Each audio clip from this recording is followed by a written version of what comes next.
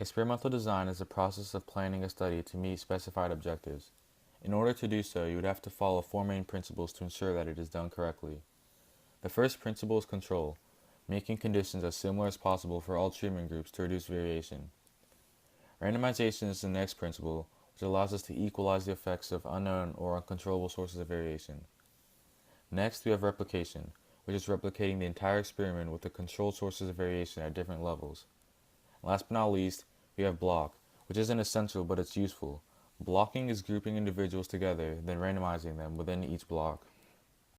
Along with the principles of experimental design are the steps you have to follow when designing an experiment.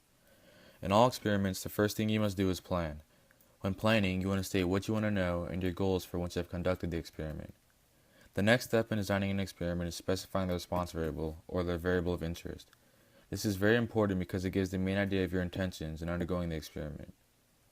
Next, you identify your treatments, experimental units, and your control.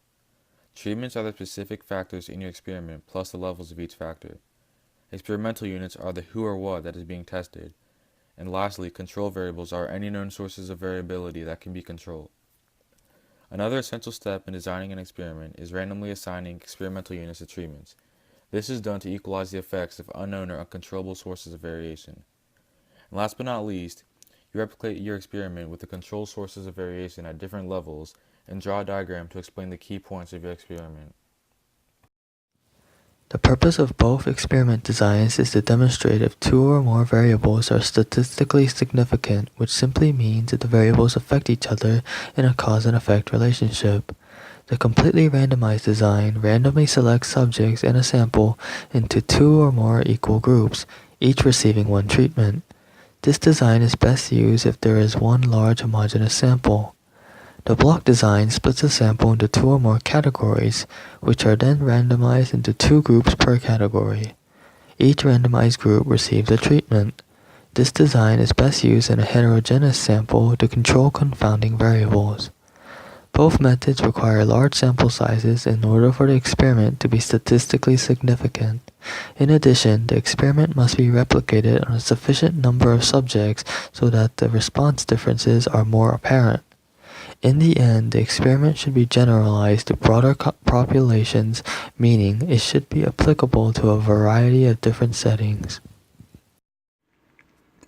An ideal experiment would be randomized, placebo-controlled, double-blind, and comparative. Randomization would be relevant in the sampling, assignment, and blocking if necessary. This would help to remove any potential extraneous variables that could interfere with the experiment's results.